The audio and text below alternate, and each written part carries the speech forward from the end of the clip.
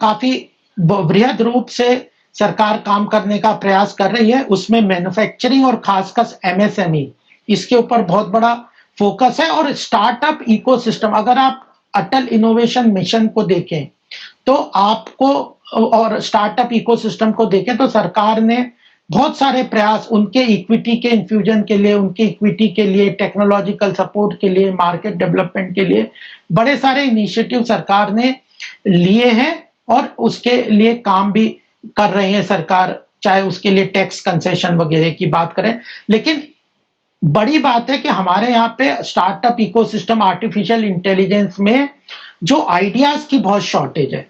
जो रिसर्च होता है यूनिवर्सिटी वगैरह में बहुत सारा, उसका कमर्शियल यूटिलाइजेशन नहीं है, उसका कमर्शियल कन्वर्जन्स नहीं है। तो वो आइडियाज जो शॉर्टेज है उस चीजों को एकेडमिक इंस्टीट्यूशंस और एजुकेशन सिस्टम्स ज्यादा अच्छी तरह से बढ़ के उसका कमर्शियल यूटिलाइजेशन रिसर्च वगैरह में डेवलप करेंगे तो इंडस्ट्री के लिए उसका बेनिफिट होगा और उससे उन लोगों का एंटरप्रेन्योरशिप भी बढ़ेगा और सेल्फ एम्प्लॉयमेंट के इनिशिएटिव भी आएंगे। और हमें माइंडसेट जरूर हमारे यूथ का चेंज करना पड़ेगा, चाहे हम स्पष्ट कह के करें कि व्हाइट कॉलर जॉब्स और नौकरियां एक लेवल के बाद सरकार नहीं प्रोवाइड कर सकती। 10 करोड़ जनसंख्या को, इतनी बड़ी जनसंख्या को हर साल इतना नया एम्प्लॉयमेंट, नौकरियां नहीं मिलेगी। उसको सेल्फ एम्प्लॉयमेंट, एंटरप्रेन्योरशिप वाले रास्ते पे बढ़ के आगे बढ़ना पड़ेगा। उसके लिए जो जो सरकार के साथ आवश्यकता है हमें फोकस,